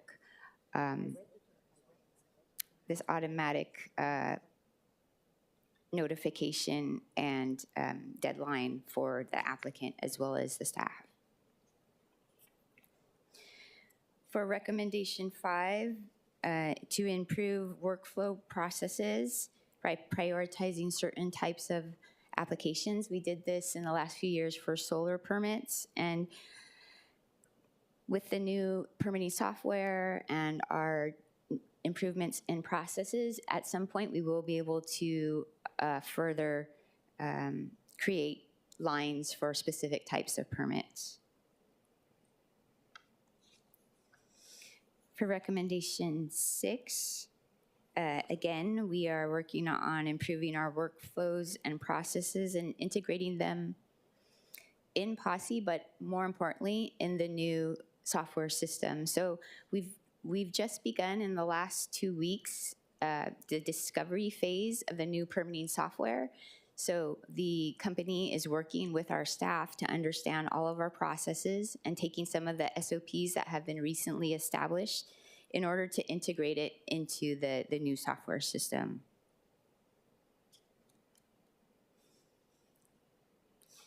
For recommendation 7, establishing meaningful performance measures, collect appropriate data, and report its compliance with performance benchmarks.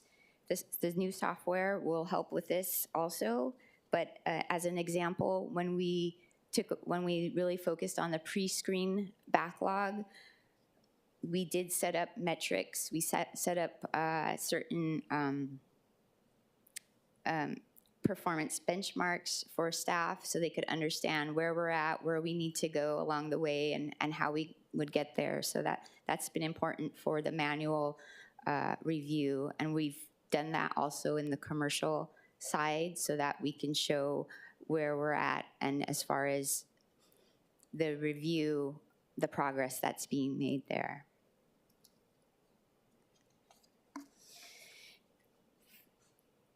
For recommendation 8, to evaluate and establish an appropriate professional designation for entry-level intake clerks and permit reviews.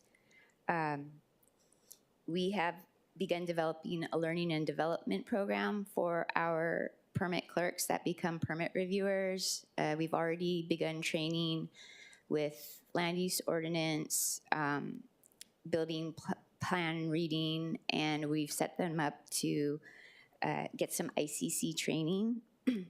And we'll continue to develop these positions with specific training so that when you come into the department, you know that you'll have a very rich training program that will help you to further advance, as well as to be, an expert in the field for plan review.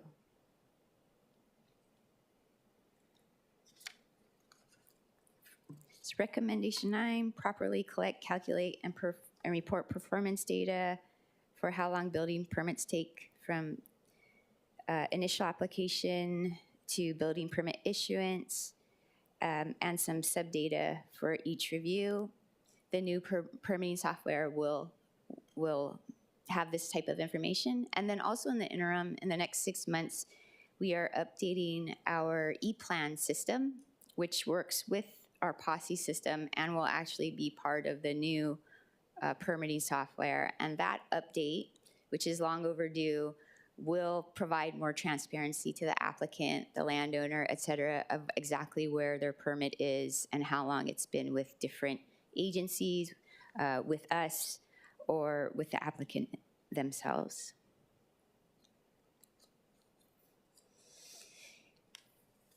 Recommendation 10 is with regard to the third-party review and implementing an internal audit function. So in 2021, we did do an audit of the third-party review projects. At some point, because the personnel that did conduct the audits of third-party review, they are also the plan reviewers. So the time that was spent on reviewing third-party review projects also lent to further backlog. So we're not able to continuously audit, but that is something that we will try to do in the future when we are able to have better processing times. Recommendation 11, formally account and document third-party review. So this recommendation was completed. We are making sure that we're all up to date and accounting for the third-party review certifications, et cetera. And we continue to look at updating the third-party review administrative rules to make the program more robust. So this is the one recommendation that we have not started, recommendation 12, which asks that we review and incorporate applicable international accreditation service criteria into our policies and procedures. So this IAS criteria, it's I guess it's a nonprofit, and they do focus on building departments and help them make sure that they're at a certain standard for health and safety. And I think at this time, because we're updating our technology, our software, et cetera, and our processes, we will start to look at this and make sure that those standards are incorporated into our processes. Recommendation 13 was to develop clear guidelines and information on our online for appointment scheduling. So there was a time when we were taking appointments for staff to meet with applicants, but in 2020, during COVID, we did have to shut that down, and we haven't started that up again. In the future, I think that we will try to do that, but again, we're working on just being able to catch up on the backlog and fix a lot of our processes. Recommendation 14 was dropped to implement and enforce controls to prevent private entities from booking more than 2 building permit review appointments per day. So this is connected to the last recommendation. The appointment system has been paused for now. And then recommendation 15, which was completed, was to improve customer service education and outreach by posting checklists online, et cetera. So you're well aware that we revamped our website to be more functional and providing more information. We have added some checklists, but we will continue to add additional checklists as we go forward with all the different workflow review that we're doing. And then lastly, recommendation 16, to reaffirm DPP's commitment to educate and expand its e-plans or electronic plans programs by establishing and enforcing formal policies and procedures that require all new building permit applications be submitted through e-plans.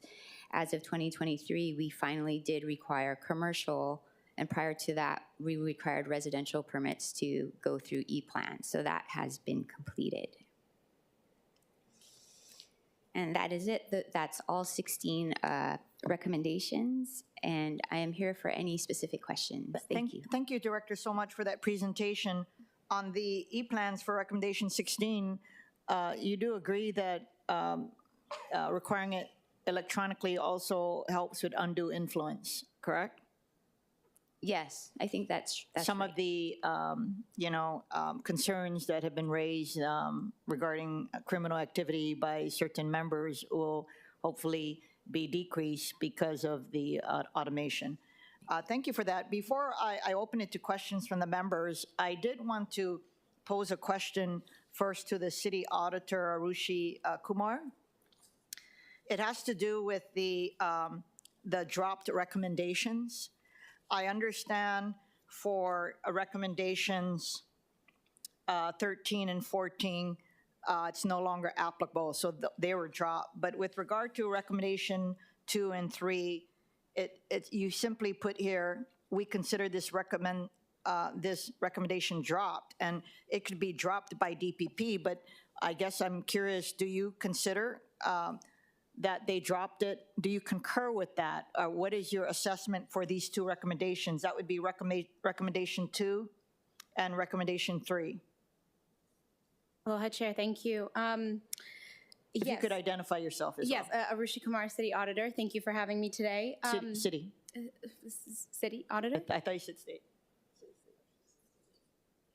Yeah. Oh, I said city. Okay, city Auditor. So regarding the recommendations about the administrative rules specifically, as we were looking at our recommendations back from 2020 and looking at the when the rules were first implemented, so we're talking 2004, I believe, that some of these rules were put into place, we wanted to be sure that we were being equitable to DPP, fair to DPP, to understand that some of these administrative rules aren't, some of the requirements weren't quite as applicable anymore, or some of the rules weren't actually focused on the core issues. So perhaps, for example, we're looking at rule number, Ordinance 1841, that rejecting applications for non-compliance. We felt that these recommendations had been made prior to my time in this office, and as I was looking at how the recommendations were made and what DPP has done since then, we felt that they wanted to apply it more fairly, or they wanted to actually allow the applicants time to understand their issues. And so we felt that their explanations and their responses for dropping these recommendations were appropriate, and that they were still addressing the core issue in some way, but not perhaps related to the way we had made the recommendation in the first place. Oh, okay, so because it's not clear. So when you say, because they dropped it. Yes. So I want to make sure that you concur. Yes. So if we had not concurred, we would have said perhaps in process or something else, but we concurred, so that's why we also consider it dropped in this report. Okay, maybe in the future you might have to make that, because you say we consider this recommendation dropped. It is dropped. It's Yes. dropped by DPP. Yes. Maybe just say we concur. Members, do you have any questions on any of the recommendations? Chair Waters? No, questions to DPP and to the auditor on this report. Councilmember Say? Chair, I have some questions. Councilmember Tupola? Can I do auditor since she's up there, and then I'll do DPP? Aloha, thank you for being here. My quick question and follow-up to what the chair just asked with the word drop. Yep. So I had suggested this in a previous audit, and I'll suggest it again. So I know that this is a city audit, not a state audit, but typically in state audits, you're always going to find at the conclusion of the audit some policy recommendations fully written out. So not like in paragraph form, but actually amended law. So say, for example, you guys are suggesting that rule such and such in the admin rules are either outdated or ineffective, or maybe they don't address the issue, then what should be included in the audit is an actual written suggestion of what the admin rules should say. Yes. So I think in the future for each of these recommendations, say, for example, it's admin rules, or maybe we're suggesting to amend a particular part of the ROH, would it be possible for you to include in there some actual written out policy changes? Yes, certainly. And I do recall that we've had this conversation about other audits, and I think that in some of the more recent ones, like for example DHR, we tried to make some specific recommendations to council. This report specifically was simply a follow-up on some of those recommendations we had previously made, so we didn't have additional recommendations or additional directions for council or DPP. We were just reporting on the status of the prior ones. But certainly as we have more DPP audits forthcoming and other departments as well, we can start to work on incorporating some policy recommendations. Yeah, and I appreciate the follow-ups. I think they're important. I've read every DPP audit that there is out there and can compare the last one to this one and kind of see what's kind of remained the same and what's improved. Mm-hmm. But I guess the reason why I suggested is that I don't want these audits to become email or conversationless. I want them to become law changes, because people are very frustrated with the operating. And so if we can actually get at exactly what needs to be changed, we will become more effective. So thank you very much, Ms. Auditor. And thank you. Chair, if I can for DPP, or if you'd like to have absolutely. No, absolutely. DPP? Yes. Hi, aloha, Director Puna. How are you? Aloha. Okay, so I have quite a few. I'll be quick though. So in regards to the one-time approval, they had this in the previous audit. They said how many people had applied, how many off the bat didn't qualify, and then how many were actually approved. So I see that you guys are saying that, you're trying to improve this process, but is the one-time approval still something that you guys are tracking metrically? I believe so. And I thought I had some data on that. And it isn't being used as we thought it would. I think part of it is whether people want to self-certify or have the insurance to do that, but Yeah, I think, Director, in a different meeting, you had brought up to me some numbers, and I'm bringing that up because in the previous audit, it was 29 people applied, of which only 21 were rejected. So actually, only 8 really passed the threshold to go through this process, of which only 1 person then was issued an actual permit after going through all of that. I just wanted to continue to emphasize whether or not this is effective or not, whether or not it should be discontinued or what needs to be fixed, if that's clear in my questioning. right, yeah, I think we do have that data, and we would say if it's an option that makes sense and is helpful, that we would continue to allow it or work with it. But I think, yeah, like you said, some of the data shows that it's not really effective or broadly used. Yeah, so maybe if you could email that over to me, I would like to compare it because that number that I showed you was from a previous DPP audit. I would like to see if that is the trend, that really only a very few small amount of people are actually coming out with permits from that process.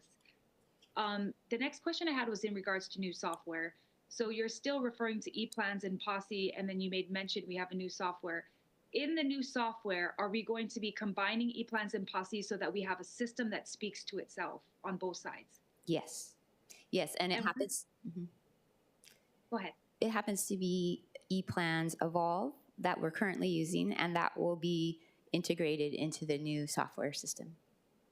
Is it still Computronics? No, it is not.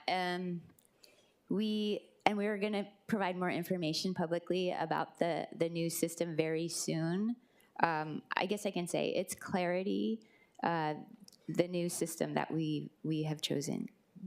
And Director, when are we thinking that that's going to go fully online so that people will be using that? So the full implementation is scheduled to be 18 months, and we've already begun.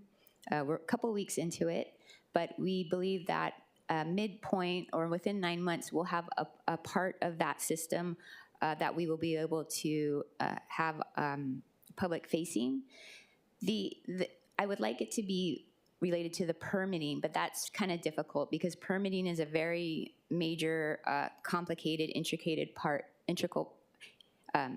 of the whole system. So the midway functionality, it might have to be separate and more like isolated from the permitting, but we're working through that now. We're, like I said, in discovery, so we'll see what can happen and what we can provide to the public sooner rather than at the end of the 18 months. Understood. My next question is in relation to what I just asked the auditor. So you and I have talked about this, you brought it up before. So part of the frustration with the public and our admin rules is obviously the specificity with timing, right? And so the audit suggested it. You guys said, our capacity and how we actually have setbacks is what is delaying us from complying with these admin rules. Yeah. Here's my 2 questions to you. 1, do we actually change the admin rules to reflect what we're currently doing so that people aren't continuously disappointed? Or 2, do we continue to push for capacity, of which I believe you came forward a few years back and said, I need 80 people. And at the end of that year that we spoke, it was about 6 that ended up staying on. So which direction do you think is better? I think it's better that we fix the people, processes, and technology in order to achieve the shorter time goals. So I think that with what we're doing now, with the hiring, with the permitting software, with the process improvements, and other things that we're doing, that we will achieve much shorter timelines in the next year for residential, most definitely. Commercial will take a little bit longer because of the hiring challenges, but I think we will get to what the administrative rules are kind of putting out as the goal as far as timing. Well, it's good to hear that that's your goal. In that long ago conversation of 80, where have we landed thus far? I'm sorry, what was Some years ago, you had said that you were deficient 80 workers, and if you had that 80, you'd be able to do everything you could. Right. Where are we thus far in that number of 80? Are we at 20, 30? So we have hired of the 80, and it's the 80 was kind of across the board in different areas. The one struggle was we were able to create the 15 engineers positions, 5 mechanical, 5 electrical, 5 building. And it's been more than a year that we've had these positions. These are engineer 5 levels, and we have not been able to fill those. So, and that speaks to our challenges with hiring engineers. So we have all these other efforts going on in order to attract or even downgrade some of those positions, or even create some engineering tech positions to do some less complicated reviews. So that's challenging. We appreciate the council giving us those positions, but we have struggled with that. So we're looking at other ways to fill those positions or create other ways to still get more plan review in different ways. So how many have we filled of the 80? Of the 80, I can't remember the exact numbers, but I think I want to say that we're probably like 1/3 of that, but it's hard to say because we've had vacancies too. So it's a mix, and I can give you more specific information on that after. Yeah, thank you so much. And thank you, Chair, for allowing me to ask all these questions. My follow-up is about Chapter 32 projects. Specifically in the law, it states that if the building, here, I'll just read it, upon acceptance of the complete application for a building permit, the building official shall approve or disapprove within 90 calendar days. And if not, 90 days after acceptance, it is deemed approved. We brought this up in other conversations, and it's also, to me, related to the admin rules because it's giving us a time frame of which we've either A, not been able to meet the time frame, or B, just haven't done it. Is it your stance that that should be changed to reflect that it's not going to be approved, or have you guys been allowing the automatic approval of that? So that's still an option for applicants. I think we've only had one application request to move forward with that. So I think it's whether people want to take advantage of it. And for all those Bill 7 projects under Chapter 32, they are a priority project, so we are trying to push those through, but yeah, it's an option that is available, and we will honor that if that's what they want to do. Thank you for saying that publicly. In regards to the timing of 365 days, you're saying that you guys are notifying people now that 365 days is approaching, you might have to reapply. One of the conversations you and I had is whether or not the 365 days was at the fault of the applicant or at the fault of the department. Is the current system or the new proposed system going to be able to track who sat on that permit for those 365 days and kind of who is accountable for the delay? Yes, exactly. And there will be that type of transparency where we know exactly where the permit has been for how long. So we would calculate that even now. We don't want to just, if for some reason it's our fault for having it for a majority of the 365 days, we wouldn't just cut it off. Like, we understand that everyone plays a part in that timeline, so that the new system will, and even the E-Plans upgrade that will be finished in the next 6 months will provide that transparency. Thank you. I think it's just unfair, especially if it's on the fault of the department. So thank you for being aware of that. Is the department currently still doing certification for TPRs? Yes. And lastly, for the appointment system that you mentioned that's on pause, is this an appointment system whereby somebody can make an appointment, fix a problem in their application, and then continue on the process without having to go back to the beginning of the line? Potentially, yes. I think it covers many things. It's just to have an in-person, face-to-face meeting with staff in order to work through their project. Would you guys be open to having virtual meetings for that? Many people have asked, can I just jump on a Zoom with DPP and fix a problem instead of jumping back to the beginning of the line? Right, yes, that's part of, I mean, we would like that too.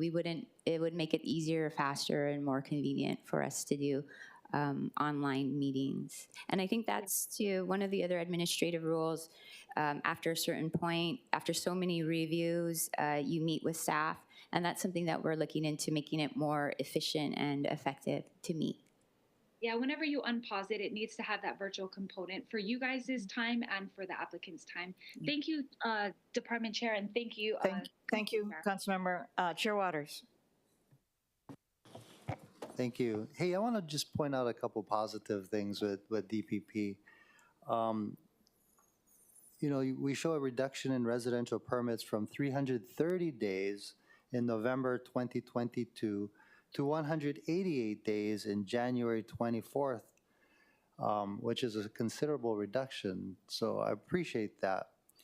In 2023, 16,132 residential permits were created and 13,022 permits were issued.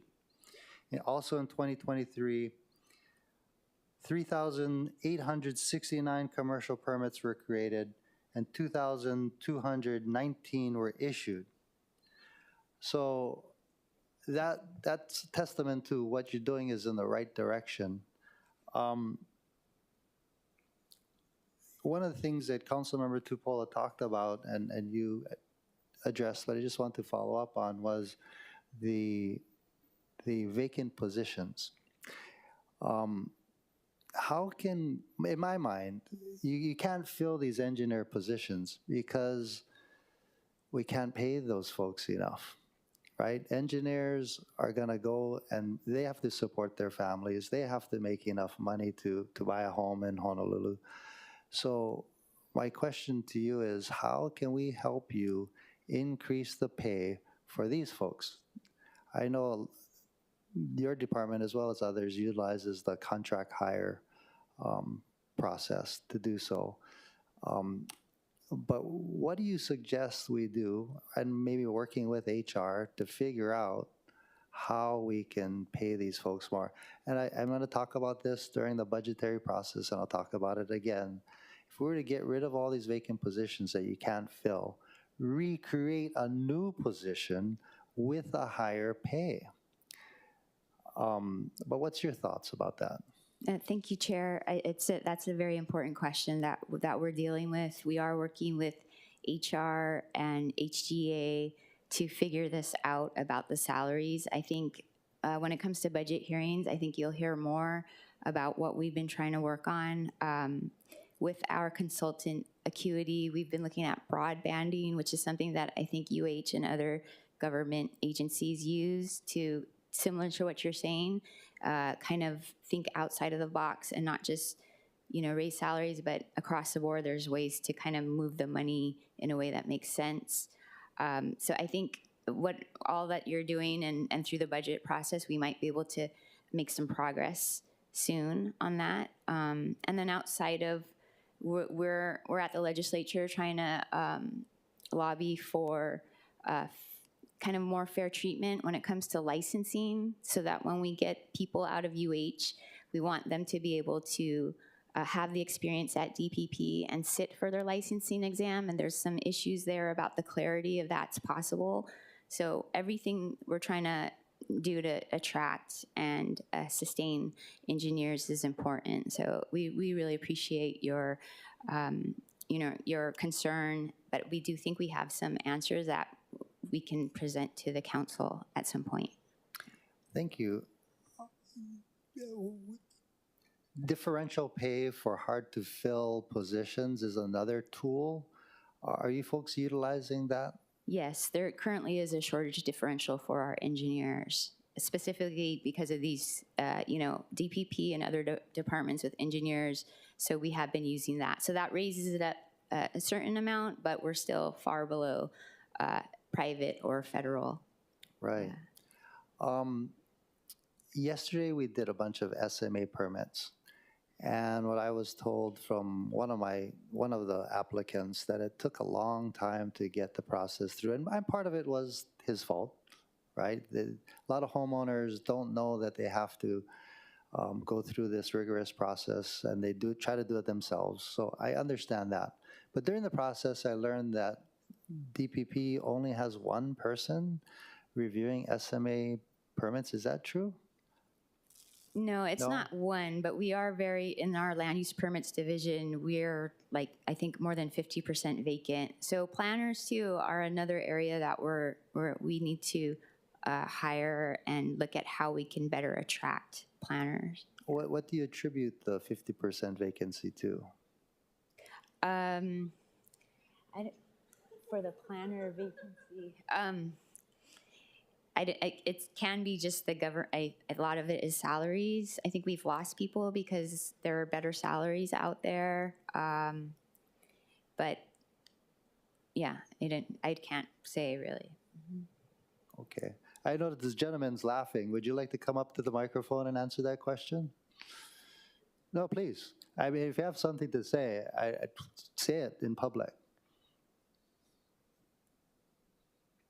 Sorry, no, you're fine. No, that was one of the auditor that was in charge of the report. I think he's been deep in this information for so long, so it just felt that he was interested in what their response was. Okay. But I mean, if he does have something to say, I'm happy to listen. No? Okay. All right. Well, again, the folks made progress, which I appreciate very much. But and thank you to the auditor for doing a great job. And thank you, Chair, for having a hearing on that today. Okay, are there any other questions? Otherwise, thank you so much, Director. Chair, I was raising my hand. Oh, I'm sorry, Vice Chair Cordero. Thank you, Chair. This question is for the Director of Planning and Permitting. My question is also in relation to the third-party reviewer. I understand that there's a lot of the companies relating to discrepancy, and I just wanted an update as to how the DPP is looking to address those companies, especially the 4 companies that would have 100% discrepancy for their building plan submittals, and also how it's going to relate to the third-party certification rules and fees and process. Thank you, Council Member. So part of the looking at our rules and the requirements for third-party review, we're looking at all of that and whether they're qualified to do those reviews. We also want to require certain certifications which aren't required of them now, and some testing, annual testing, to make sure that they understand what they're supposed to be applying and the codes and their understanding of it. You know, the third-party review is supposed to be an extension of what we do, so I think at some point also we need to provide direct training to them. So yes, there's a lot that needs to be done in that area, and we're trying to figure out how we change the rules or provide other resources to address those issues. Director, are those companies with 100% discrepancy still allowed to make these building plan review submissions?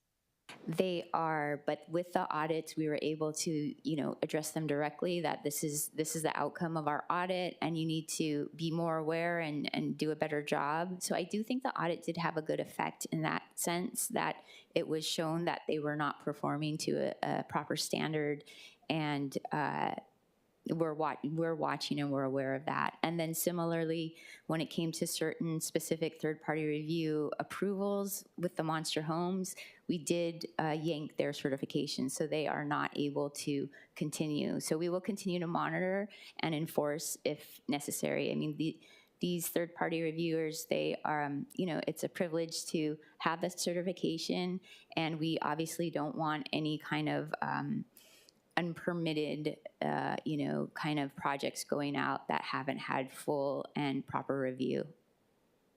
Director, thank you for that response. And for the companies that have their certifications yanked, would they, is that public knowledge? Yes, it is. There's Okay. 2 of them, and I think it was in the media. So they are no longer certified to review as third-party reviewers. Okay. My next question is in relation to the recommendation 12 relating to the IAS accreditation. I'm just, not that I'm against it, but I'm just wondering how much more effort will that take for the department if it's not already a part of the processes for your staffing? And how do you think it will affect it, and how will you start to implement it? You know, I do think I have to look into it more. I think it does require some effort on staff's part to really understand what they're asking for and how we reach the standards that they uphold. But again, I think that we need to get to a point with all of the improvements that we're making to kind of set up what we're doing in order to go through their process and be, I believe they certify departments as being IAS compliant. So it's a whole process. We'll look into it more and see how we can maybe benefit from understanding what those standards are as we improve, but also seeing what the process is moving forward so that we can take advantage of certification or other benefits that they offer through that program. Okay, Director, I just want to make sure that it's not a hindrance relating to hiring or any other processes for your staff, just staffing issues that you face. Thank you. And my next question is relating to when the online appointment scheduling services paused in 2020, I believe. So where did you direct that staff and efforts afterwards?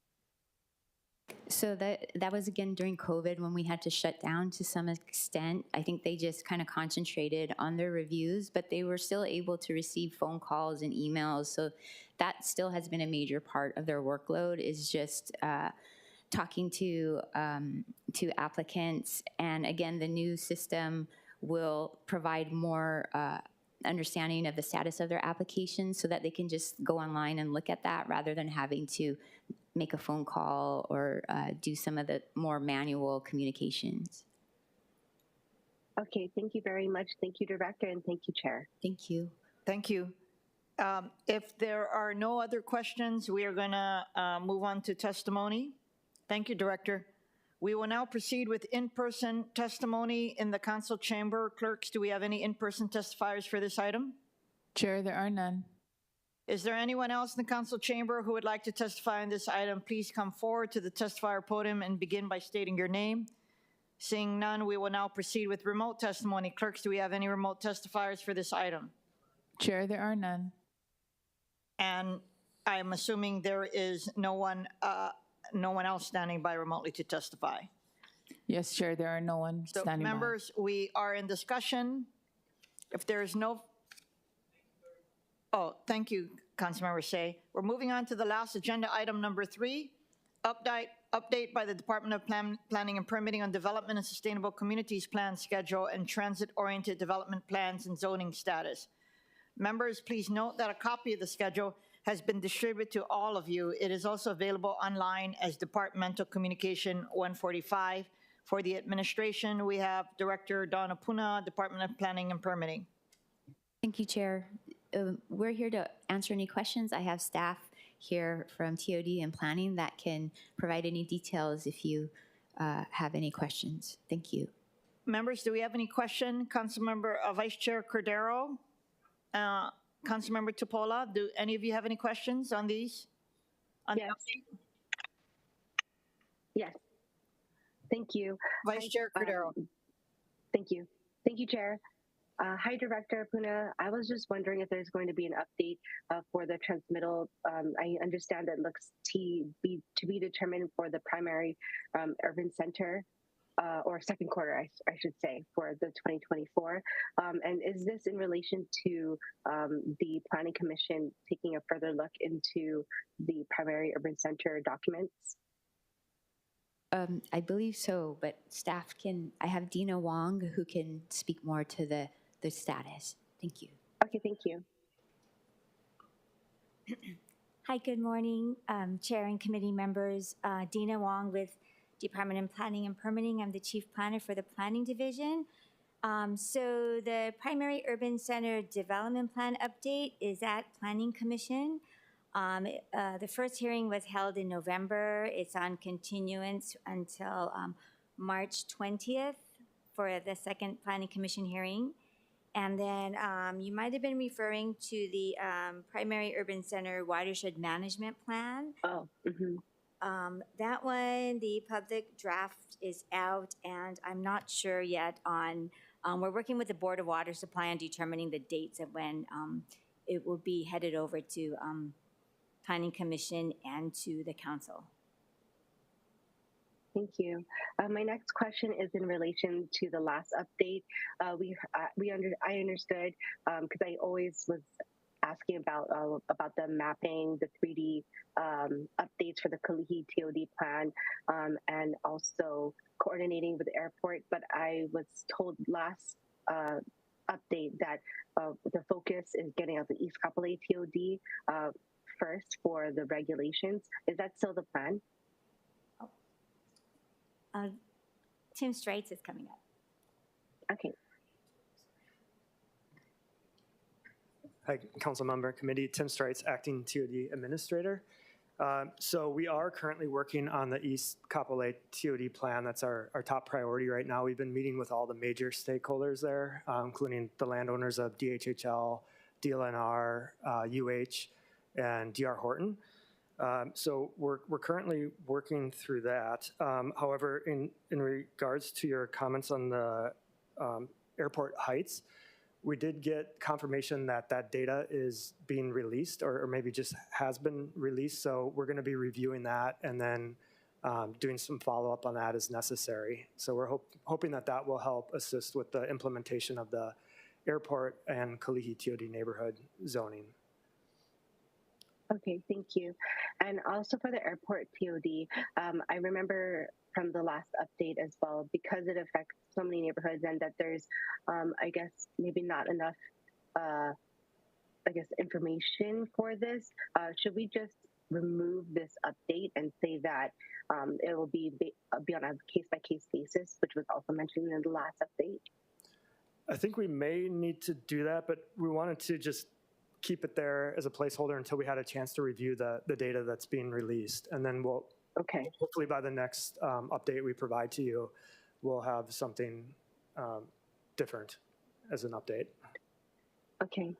And also for the, from Middle Street onward, I know that we will probably look at the plans later on. I mean, well after, I guess we figure out, I guess, I don't know, everything else that's going on. So should we put a pause on the Kalihi and downtown TOD plans and note that on this update for under the status? Well, the Kalihi and all of the TOD plans have been adopted. It's just a matter of where to allocate the resources to implement the zoning recommendations of those plans.